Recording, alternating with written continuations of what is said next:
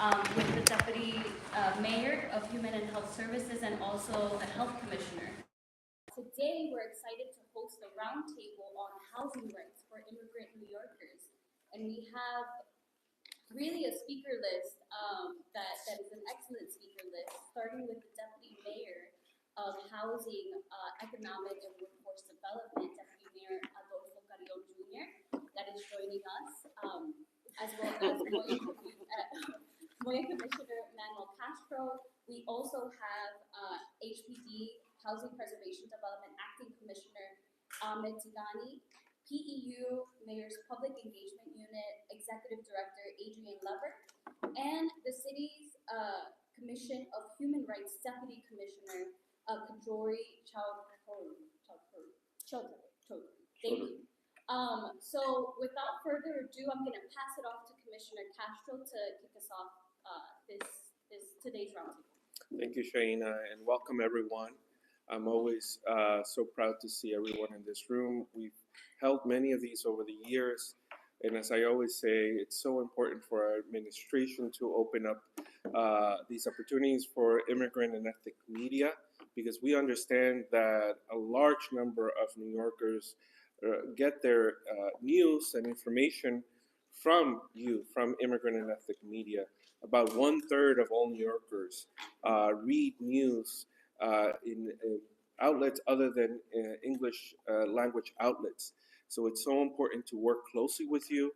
I hope that as you have enjoyed our partnership, as I have, because we think it's amongst the most important work we do here at City Hall. I always say this, about 2 million New Yorkers speak a language other than English in their household. And so it's so important for us to collaborate, especially now, to get important information out to our communities. Housing rights is amongst the most important rights for us to discuss in moments like these. As I've shared in the past, like we shared last time we were together, housing, healthcare, and other services are important for immigrant communities to know that they can continue to access without fear. I'm very proud that our Deputy Mayor of Health and Human Services joined us last time, and now I'm incredibly proud to have Deputy Mayor Carrión here with us today.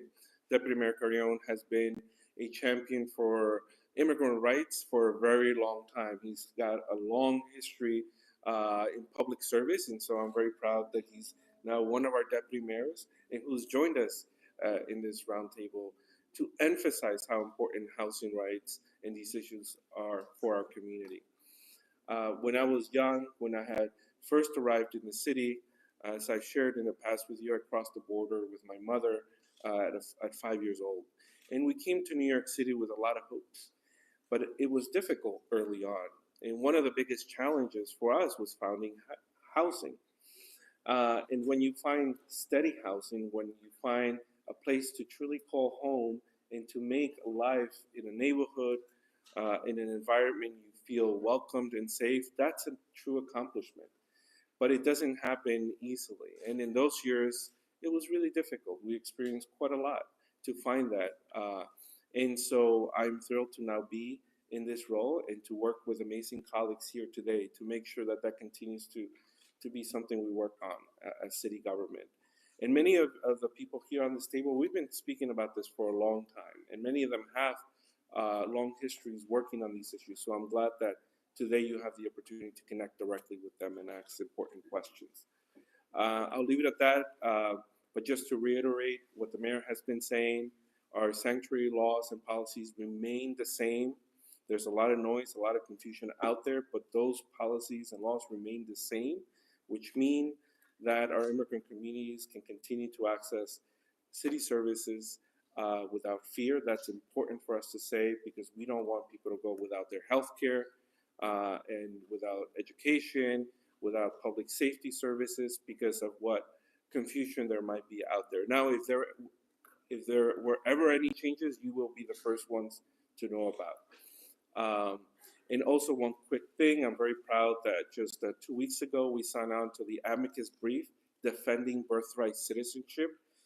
Any baby born in New York City or any territory in the United States deserve the right, are entitled to citizenship, and that's something that New York City is proud to stand up for. And with that, I'll hand it back to Shaina to continue the program, but I'm very proud of our partnership. Thank you. Thank you, Shaina. Good afternoon, everyone. Commissioner, good to be here. And thank you for the invitation. Welcome to City Hall to all of you. I know this is not your first time. Glad to be with my friends and colleagues around the table. You know, we are certainly the consummate American city, which is a city of immigrants.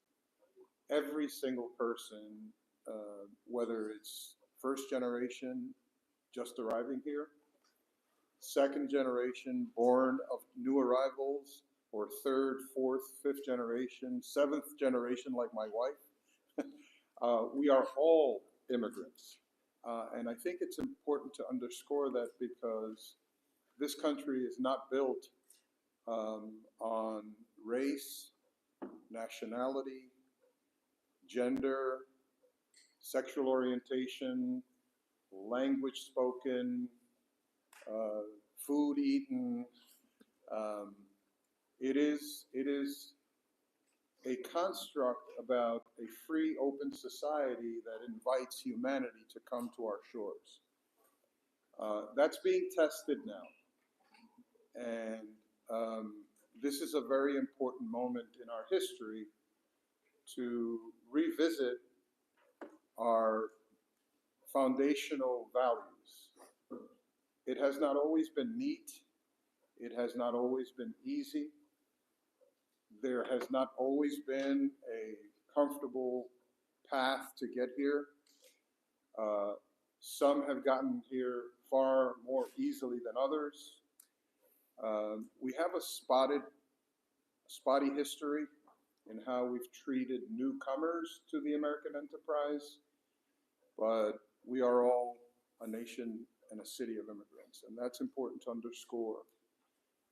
We continue to build this great city, and the way we build this city is by giving people an opportunity to make a life here. And the commissioner spoke about his journey, and he spoke about the importance of having healthcare services and safety and security and all of the other services that this city provides.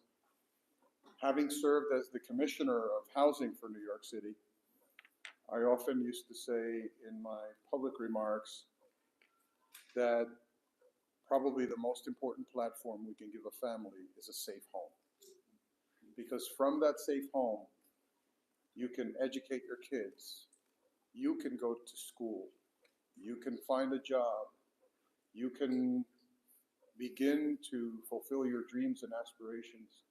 But if you don't have the safety and security of a home, it becomes very, very difficult to live this life and a life of opportunity. And so our ability to give people the information, the power of the information that they need to make those life choices for themselves and their family is super important. And so I'm glad that we're taking this moment to have you communicate out to New York City these important ideas and principles, the rights and responsibilities that each individual enjoys, the rights and responsibilities that property owners are obligated by. And we hope that this is a continuing partnership with you all. I welcome the opportunity later on to chat a little bit about the issues that people are dealing with out there, but welcome again, and we look forward to this discussion. Thank you, Deputy Mayor. Commissioner Tigani? Sure, absolutely. It's very hard to follow Deputy Mayor, but I will make an attempt. My name is Ahmed Tigani. I currently have the incredible pleasure of serving as the Acting Commissioner for the Department of Housing Preservation and Development. What does that mean? What do we do? That's a big part of why we're here, right? We can have agencies that are delivering services, protecting people, working every day. But if we are not getting the message out to all the corners of the 5 boroughs that make up New York City, we are effectively not reaching our full potential in how we create safety, stability, and opportunity for New Yorkers. So HPD, I think I can sum up pretty succinctly as we create and preserve affordable housing in New York City. Hundreds of thousands of units of regulated housing. We're creating tens of thousands of units every year and new opportunities through the financing that we're doing, not only with HPD alone, but with other partners like NYCHA or the Department of Social Services or the Economic Development Corporation. We are working not only to develop large multifamily homes, but we're also investing in 1 to 4 family homes, putting dollars into repair programs that homeowners can use to continue living and aging in place with dignity. We're spending money to create new homeownership opportunities and rentals. Rentals are an incredibly key way of us making sure that there's accessible housing in New York City. Having low and extra low income rentals are tremendously important in a city where the vacancy rate is 1.4% for all housing. And when you look at housing at $2,800 or less, you're below 1%. You're at 0.94, 0.34 for housing units at 1,100 or less, based on our last housing vacancy survey. So the rental units that we built are essential. But I also want to stress that for homeowners in New York City, we have a number of different programs that we invest in to make sure they have access to loans, they have access to technical service. This city, under this mayor, actually baselined a pilot that we have into a 5-borough program called the Homeowner Help Desk, where you can call and get technical assistance connected to 17 community-based organizations across the city that helps homeowners. And when, just to take a step back on the rental side, this is part of a larger ecosystem that HPD cares tremendously about. As the deputy mayor said, making sure that we have a line through to individuals who are obviously needing to create shelter over their head for themselves and their family. We want to make it clear to them that we are spending time every day using our resources to create new housing opportunities and preserve housing for individuals. But beyond that, HPD has the responsibility of making sure that the people of New York City are protected. So we enforce the Housing Maintenance Code. We have nearly 400 inspectors, supervisors, HPD professionals who are responding to thousands of complaints, hundreds of thousands of complaints every year. Last fiscal year alone, we responded to over 560,000 complaints from New Yorkers who are looking for safe and fair housing. And so our inspectors go out into the community, and regardless of any other information other than there's an individual in danger who needs help and needs protection, our inspectors will show up. There is no questions about status. There's no questions about where that individual comes from. And our HPD inspectors are always in uniform, so you know exactly who is there to respond to that issue. We want to make sure that New Yorkers, wherever they are, whatever their background is, whatever the circumstances, knows that when they file a complaint with the city of New York, an HPD inspector will respond, and there will be no questions other than, what is the issue? What can we do to help?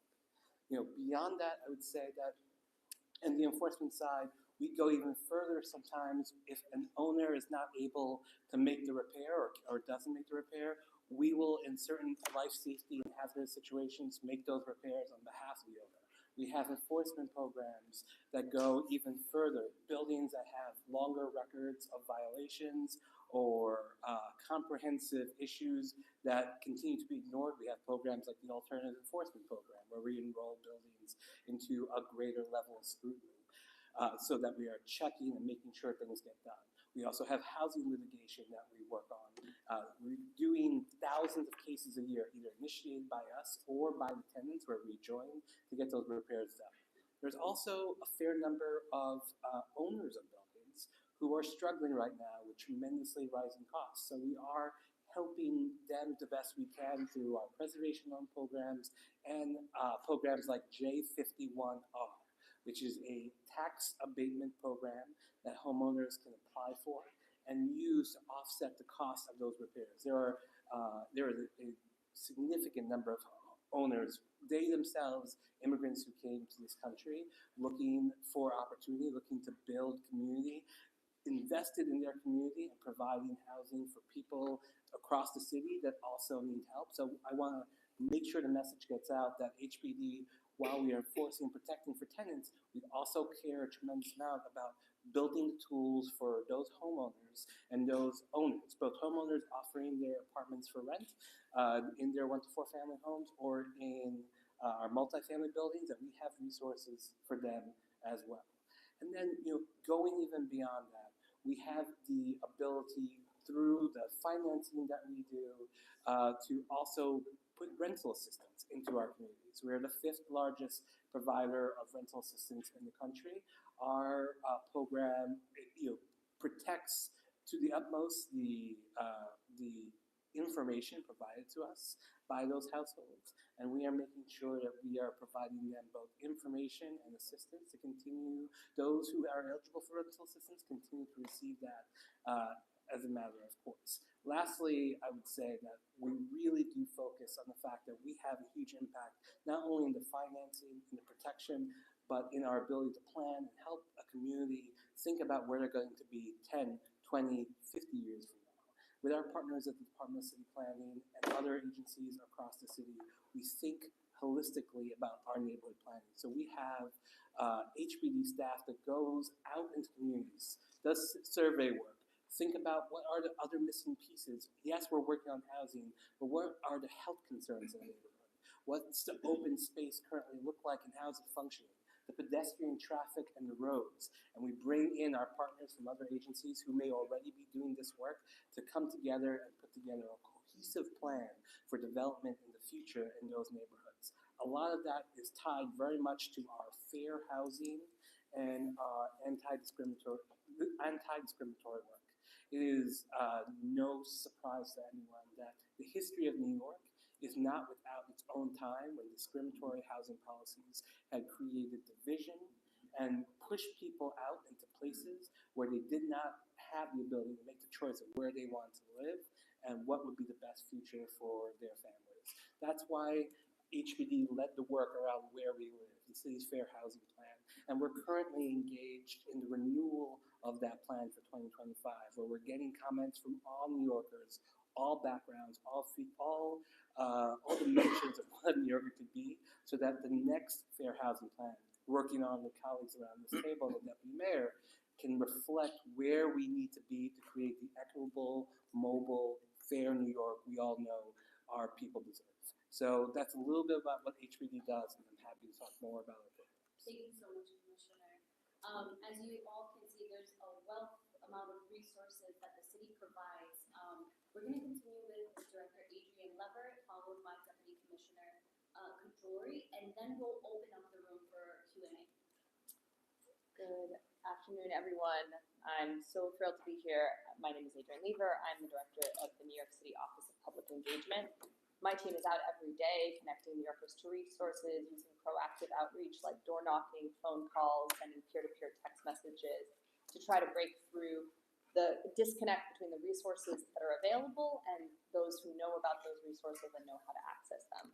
We are so proud to be part of this initiative, to partner with our other sister agencies and make sure that immigrant communities in New York City know about their rights. In the city, it's critical, especially right now, that everyone knows they have the right to a safe and stable home, regardless of immigration status. And what does that mean? That means that your landlord, it must provide essential services: heat, hot water, a working stove. Your landlord must ensure that your building is secure and it's free from dangerous conditions like mold, lead paint, and pests. Landlords cannot shut off utilities, lock you out of your apartment, or threaten you with immigration enforcement if you speak up about these issues. This is particularly important right now in this climate where we know so many are afraid to report issues. Ahmed did an amazing job laying out all of the code enforcement that goes on at HPD, but if someone does not report the problem, then HPD cannot go back out and assess what's happening with that violation. That's why our team's out in communities every day, We have a day of action today across the city where our staff are out talking to New Yorkers about these rights, and we are working to connect people who face harassment to resources and support. Our team at the Public Engagement Unit also runs the New York City Tenant Helpline, and that is a one-stop shop call center where any tenant across the city, regardless of immigration status, can reach us by calling 311 and asking to speak to the Tenant Helpline.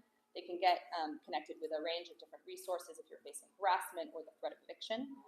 And someone can call anonymously. We do not require anyone to submit their information. Or if you choose to submit your information and give us your personal details because you want to report an issue with the landlord, you can ensure by calling our helpline that your information is protected and considered private and confidential. We've said many times here, we are in a challenging political environment. Many immigrant New Yorkers are afraid to report issues with their landlords or to ask for support when they face eviction. We know that we have a lot of work to do to build trust, and that is why we're here today, and we really hope that events like this will help to amplify our message and make sure that New Yorkers know we're committed to ensuring that immigration status is not a barrier to housing stability. Lastly, I also want to connect any vacancies to help expedite moves out of shelter. We are really committed to making sure that we are putting people in the city into permanent, stable housing, and that means also finding them a home in the first place. So if you are a landlord and you have a vacancy, you can reach out to us at the Home Support Unit to talk to us about how we can facilitate a move for a voucher recipient. I was asked to speak in Spanish, but nobody else is, so. We will I'll do. say that. I'll say it. Ahorita. I'll sum up in Spanish. Sí. Thank you. Thank you. Good afternoon, everyone. Thank you all for joining us today as the Deputy Commissioner for Community Relations Bureau at the New York City Commission on Human Rights. I am honored to be here at this important event, along with my colleagues in city government. At the Commission, our goal is simple but essential: to ensure that every New Yorker can live, work, and thrive free from discrimination. We are proud to enforce the city's human rights law, one of the strongest anti-discrimination laws in the country, protecting people in housing, employment, and public accommodations in over 25 categories. Our law is clear: discrimination based on actual or perceived immigration status, national origin, race, ethnicity, or any other identity is illegal. Hate and bias have no place in New York City. For many of us, this issue is deeply personal. For me, it is something I have lived through. This year marks my 20th year in New York City. I moved here in the aftermath of 9/11, a time when tensions were high and many people mistakenly assumed my race or religion, and I was targeted and harassed simply because of who I was. This painful time serves as a reminder why our work is so important. We all deserve to be treated with dignity and respect, regardless of our race, religion, or immigration status. Immigrants are an indispensable part of New York City. Roughly 3 million New Yorkers, which is 40% of our population, were born outside the United States. 6 in 10 New Yorkers live in a household with at least one immigrant. We are one of the most linguistically diverse cities in the world, with hundreds of languages spoken across the 5 boroughs. And still, even here, immigrant New Yorkers are subject to discrimination, harassment, and bias. In housing, that might look like being denied services, being forced to pay unfair deposits or rents, or being targeted with offensive or dehumanizing language. On this point, let me be very clear. Using language like illegals with the intent to offend another person constitutes harassment. The Commission has a dual mandate exactly for this reason. It is not just about to enforce the New York City human rights law, but to educate New Yorkers about rights and responsibilities under it. My team focuses on this part of the shared mission. We are in schools, community centers, houses of worship, workspaces, and other public places across the 5 boroughs, making sure people understand their rights. Anyone living, working, studying, or visiting New York City are covered by the New York City Human Rights Law. If you believe your rights have been violated, please contact our office. We do not ask about immigration status. Reporting discrimination can be done completely anonymously. You can reach us by calling 212-416-0197 or filling out an online form or visiting us at one of our 5 service centers. As you can see today, we work closely with our partner agencies, so if we can't help you, we will connect you with someone who can. New York City is a proud city of immigrants, and the Commission on Human Rights is committed to making sure everyone is treated with dignity and respect under the law. Thank you. Thank you, Jordan. As you all can see, city leaders sitting here, but also across the administration, really want immigrant communities to know, one, what are their rights and the resources out there that they can use. So, Thank you, Shana. Just as I usually do, I wanted to sum up. First of all, say thank you to my colleagues in city government for being here today. And as you can hear directly from them, they also have, a very strong connection to this issue, not just as people who lead these efforts, but also personally. And I know, and I can attest to this, they deeply care about our immigrant communities. And just wanted to sum up and summarize and do say something in Spanish. But I also recognize that there are outlets for different language communities here. Unfortunately, I can't say it in all language communities, maybe in the future. But I do want to say that the officials in charge of housing in New York City are here to say that all New Yorkers have housing rights regardless of immigration status. And we urge all New Yorkers without fear to come forward, connect to us if they believe they have been victims of housing discrimination and have other issues. It's important for us to say that clearly and often, so that our immigrant communities are not confused in the moment that we're in. So let me say this in Spanish. Hoy los oficiales encargados de vivienda en la ciudad de Nueva York dicen y urgen a todos los neoyorquinos que conozcan sus derechos, que todos cuentan con derechos de vivienda sin importar su estatus migratorio. Y urgimos a los neoyorquinos que acudan a nosotros sin miedo.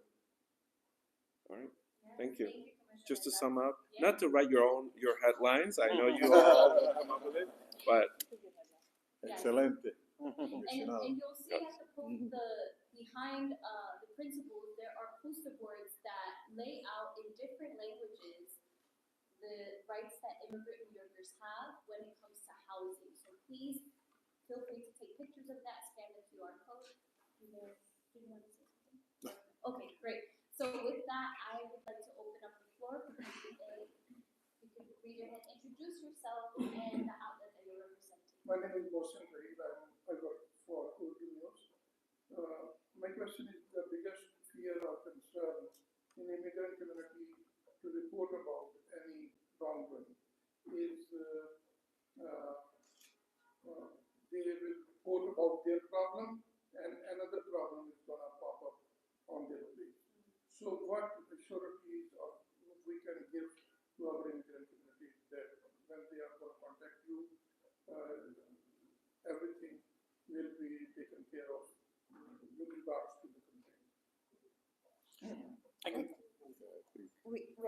can start and then We're all very we're very because a lot of these protections are across, right? Like, so we want to assure our immigrant neighbors that when you call the Commission on Human Rights to report, let's say, an issue of discrimination, you can, if you are worried, you can report anonymously. You can leave us a tip. Like, sometimes people are just like, they're concerned about different things, then leave us a tip. Retaliation is an additional protection category under our law. So if you report to us and someone retaliates against you, that's an additional charge under our law. We do not ask for immigration status. We provide language access. So whenever you call us, if our staff does not speak the language, they will ensure that someone who is will do so. So please ensure that you can report to us, because this is important. Together we can create safety. We can make sure that New Yorkers can report discrimination, and we are here to serve New Yorkers. I'll just add, as the executive director said earlier, you could, if it's a housing condition, or even if it's, I think most 311 conditions, you can report it anonymously. This way you are making sure you're shedding light on whatever the physical or practical condition is that you think that needs to be corrected by the city of New York, without yourself being identified in the follow-up that happens. When our inspectors go out, though, just as for tenants who have this question, we are looking not only for the issue that we see, but they may not even realize there are other issues in the building. So it's a reminder to our owners, make sure that you're working with your tenants to identify issues in advance. Tenants really should be contacting owners in advance as the first step if there is an issue with their apartment. When we get to the apartment, we will look for the issue that we're there to find, but we'll note if there are other issues to make sure the owner is aware of other code concerns in the apartment. But again, that starting point, if that individual can make a choice about whether or not they want to report specifically this issue using their name or not, that's all depending on them. I'll add one thing also. As the commissioner said, the information that goes into the city, the data on housing complaints, on code violations is private, confidential data. That data is not shared outside of the purposes of the complaint, resolving the complaint. It stays within HPD. If it comes into the Public Engagement Unit, it stays within the Public Engagement Unit unless a client expressly asks to have that information shared with another agency. So for instance, if we were to make a referral to CCHR, that would be a referral where data is shared, but that only happens if the client has approved having that data shared outside of our office. So any tenant in New York City can know that if they call the tenant helpline, that information is absolutely confidential. We can give guidance and advice without taking personal information, but if we do take personal information in order to help with the specifics of a case, of an addition, if you're going to report a violation in your apartment, obviously it's much more challenging to not share your information, but at that point it will be shared directly. When the code violation is reported, the HPD inspector will go out and it stays within the confines of that problem. Thank you. Also, Excuse me. I'm Mohsin Zaheer. I'm with Davidson Radio and the Russian Television Network of America, obviously Russian language media. I don't speak Russian, though, like I admit that. Don't let anyone know. Anyway, it's great to make sure that the immigrant population in New York City knows about all the protections, but they only come into play if they actually get a place to live. Is there a central website, phone number, service center that an immigrant can go to, call, look up online to find out either about the actual place to live or how to go about the search on their own? Yeah, I think this is a question I can answer. So in the city of New York, we have what is considered the national standard in centralizing information about available affordable housing in the city of New York. Housing Connect, which is on its second iteration and has been here for almost a decade, is the one-stop shop for all HPD, HDC, which is our financing partner, basically city-subsidized units that we make available to the public. We put them on the website. People can put together a profile and then apply for housing opportunities when they come up. It goes through a housing lottery process, which the website goes into complete detail about. It additionally has resources in understanding what the process is, what to expect, what questions may come up if you feel like you have not gotten information in time, appeals processes if you are not selected.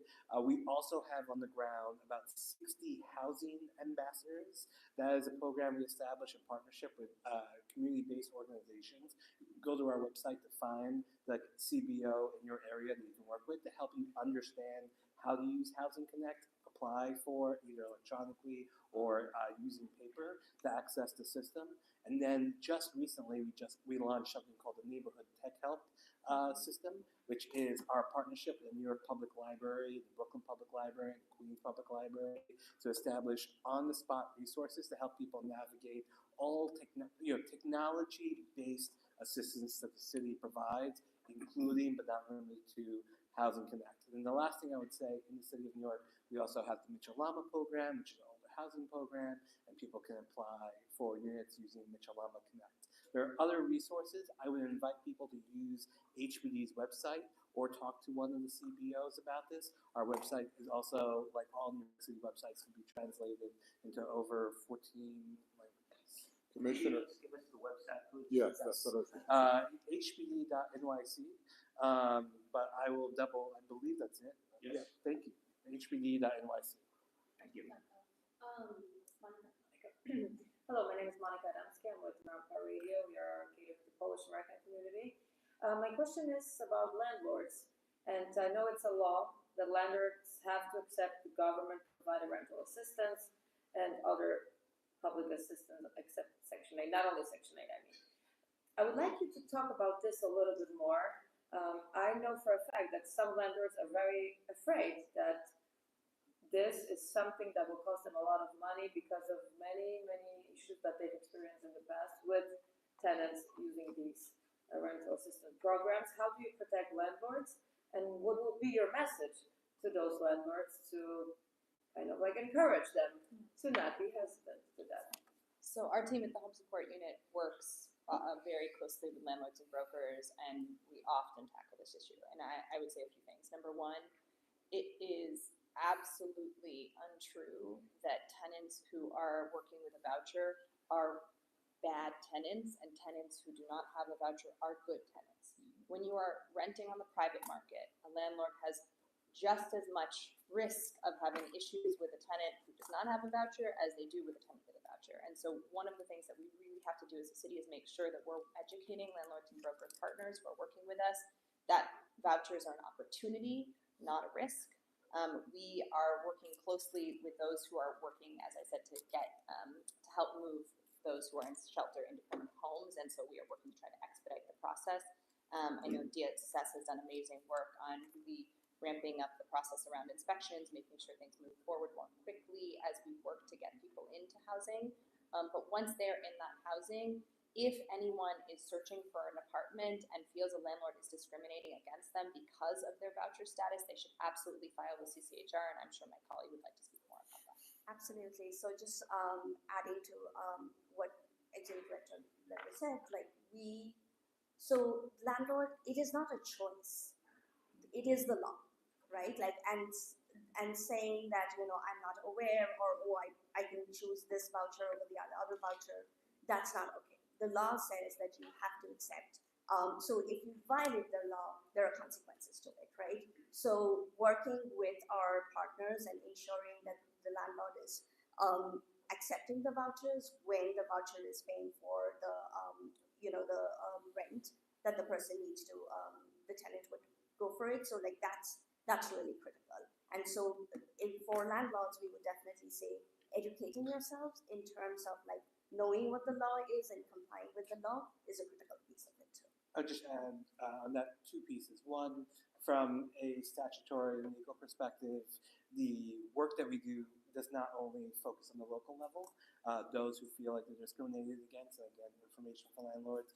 There is both local and state entities working together to make sure that this information is known to tenants and that the laws are enforced. So we work together, entities like the Office of the Attorney General, or if you're working with a city-based perhaps voucher, we have colleagues at the Department of Social Services in their unit. But putting aside the enforcement piece, I think my message is that, as the Executive Director said, this is an opportunity for landlords. This is consistent, predictable, regular rents at a time where we have heard from owners that there are issues with arrears in some buildings. And so where the government is making sure that both the tenant is stabilized, even good times and bad, with a considerable portion of the rent covered through public subsidy, and the owner is able to count on that as a way to deal with operating costs, which continue to increase, something that we are very concerned about and work on separately. Rental assistance in this way provides safety and security for owners long term. Additionally, many of the vouchers also are connected to staff and units in the city of New York that help provide additional support to tenants who are in trouble if something comes up with their ability to pay their portion. So on top of the fact that security coming through the subsidy, there are plans and measures and a framework in place to help those tenants to continue to be continue to pay their portion as needed. Vouchers are an incredibly productive way of growing the economic base of New York City and also providing certainty to the private market so that they can continue to grow and prosper as they can. So if I can, Trina, just want to interject this. We have about 13 minutes left. You know, I do want to recognize that some of you might have one-on-one questions with some of us, and especially with the deputy mayor. So I don't want to lose him before you get to do that. So if we can if they can ask maybe 3 or 4 questions at the same time, answer it, and then we do a picture so you all have the picture, and then we can do one-on-ones. I think that's the way to do it. And we'll give shorter answers. Let's do all the questions that they might have, and then.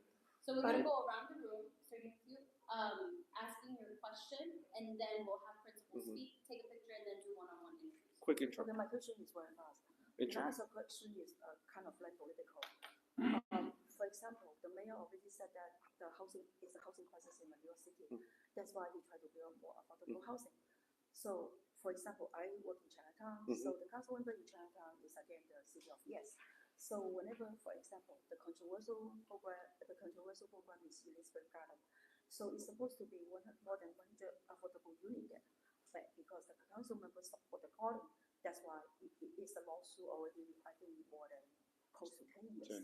Over 10 years. So it's lose the housing opportunity for people to get into that. The other example, the EDC already say that 100 Gold Street is going to build 2,000 units. The council member also say against it. So when the council member and the mayor have a conflict about the concept of the housing, how are you going to deal with it? This is my first question. The second one is about, you all talk about tenant service, but at the same time, you know, me as an immigrant know a lot of Chinese that they buy their first house. Sometimes they rent part of the house to rent it out for investment or for more income.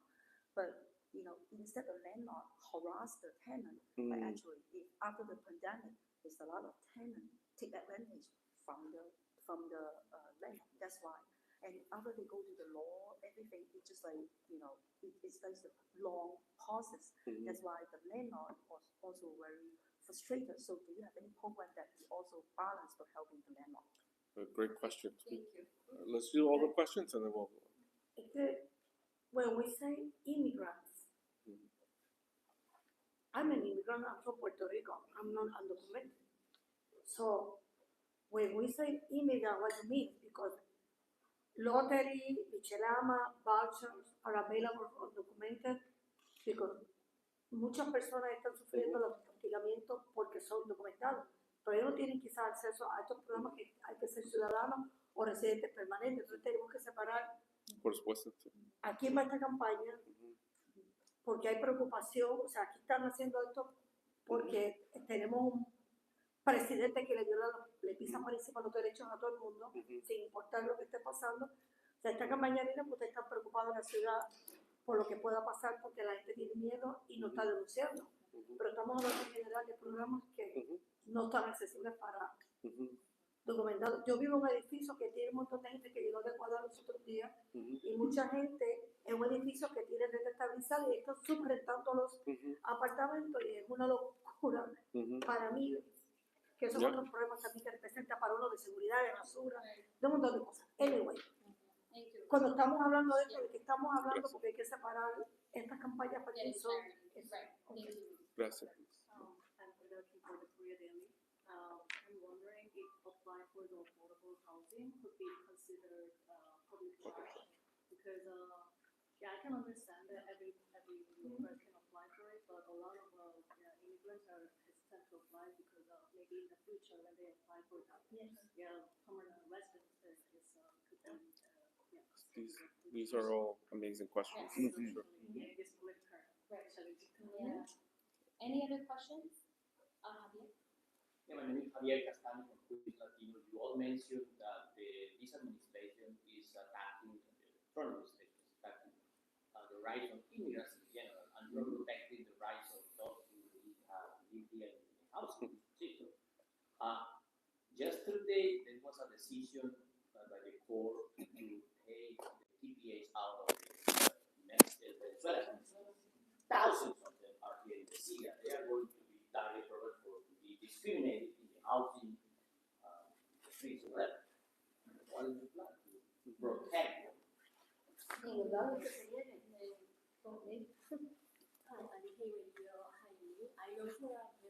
5 departments, deputy mayor and the commissioner coming, but I want to know, is there any joint program of 5 departments, and is there any, I know each of you want to support immigrant housing, but your joint program is there for support. And second, as many people mentioned, DOB is known as a strong support for the tenant rights. But my friend, he owned that building, but his tenant didn't pay the monthly fee, so he's suffering of the financial loss. So is there any right for the owner to protect? And the last one is you mentioned about the number 212-4618.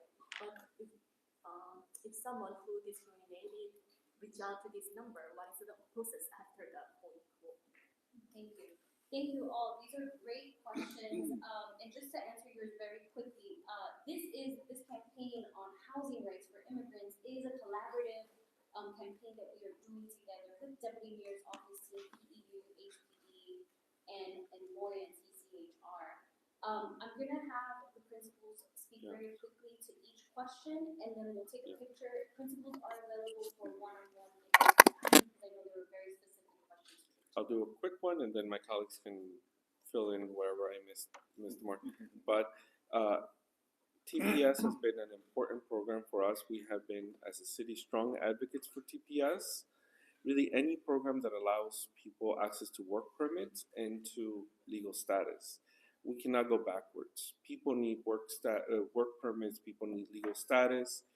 We will continue as a city to advocate for not just TPS, but for comprehensive immigration reform. We have been saying this from day one of this administration, and I know some people say, why do you continue if it seems impossible? But we have to always remind people, we can only solve this issue if we have comprehensive immigration reform. People need legal status, they need work permits, long-term immigrants and newly arrived immigrants who live in our city. We need to build housing. That's the only way we're going to improve everyone's situation, and I can let my housing colleagues talk about that, but we'll continue to be strong advocates for building more housing. And there are programs to support, owners as well, and my colleagues can speak to that as well. And on the issue of public charge, it's an important one. My office is monitoring that issue very closely. As soon as we know any changes to public charge rules, we will let you know. We probably will have a roundtable to talk about that because we don't want anything to jeopardize people's status. And on the issue of undocumented versus documented immigrants, there are many programs that people have access to regardless of immigration status. So when I say regardless of immigration status, that means documented or undocumented. I'm very proud that so many people have access to our services without, regardless of their immigration status. We can clarify that more afterwards, but I'll leave it at that. I don't know if my colleagues want to share more. Yeah, let me let me just try to address some issues, but I think I know that the commissioner. I'm doing everything in my power not to be the housing commissioner that I was a month ago, and there's so many thoughts running through my head. But I love the fact that Ahmed Tigani just has a handle on that agency, and I know he's going to talk a little bit about the issue related to owners and what the agency is doing to help owners. Because while we protect tenants, and we do have a tenant-friendly city because we are the open door to the world, right? We want to leave that invitation out there. We want to have open arms, but we also have to protect the people who are trying to provide the housing and ensure that they have the resources they need. I want to go to your question, which is about really the crisis that we're facing as a city. And the commissioner talked about the vacancy rate being the lowest it's been since 1968, which means it's a seller's market, right? If you own property, lots of people want your space. And that allows owners to raise prices, and the city continues to be unaffordable. So we have a supply crisis that we have to address. The way we address a supply crisis is by building. It sounds overly simplified, but it is that simple. If we allow for the creation of housing, ultimately it creates a competitive environment for the people who own the spaces to compete against each other for the customer or for the tenant. That's the sort of housing market 101 and the economics of it.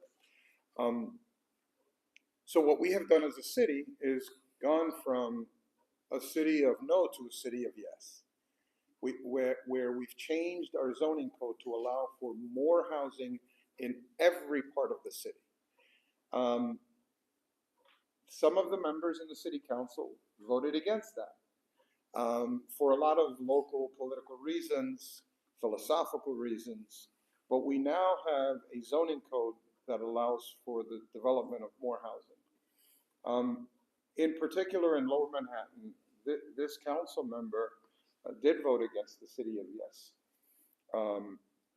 We have a very aggressive approach to use city assets wherever they're available to build more housing. And the commissioner can talk about some of the programs at the housing agency that are doing the same thing. But we identified a number of sites where we can build thousands of units. One of them is 100 Gold Street. That plan will happen. And it will I will say this with great confidence. It'll happen whether or not the council member. Is it going to be 100 Gold Street will be the other name of Elizabeth Garden Street? Elizabeth Street Garden. I'm sorry? Yes, is it the 100 Gold Street? Oh, no. So there was a request for proposals for that site. There was an invitation to the development community to come up with their ideas to bid. That's coming to a close. There will be a developer selected, and we will have a beautiful residential tower right alongside the Brooklyn Bridge. And part of that also includes public open space and other community amenities. So every one of those sites that have been identified as public sites to be able to build a lot of housing, they will happen. I mean, they are happening in partnership with the city council. And so I don't see the local councilman's position as an obstacle. And I still believe that he will ultimately come around to support the project because it's hundreds and hundreds of units of affordable housing. Yes. Just to underscore just that point, at what we estimate the total number of units, we think about 2,000 units. The 500, if 25% of it is affordable, 500 units would be nearly 10 times the number of affordable housing units that we would create here in the city. It's the reason why, as the deputy mayor has said, in addition to processes of building housing through public review, we have to build as-of-right tools. It was so important that the state passed the 485X tax abatement, allowing for more as-of-right development.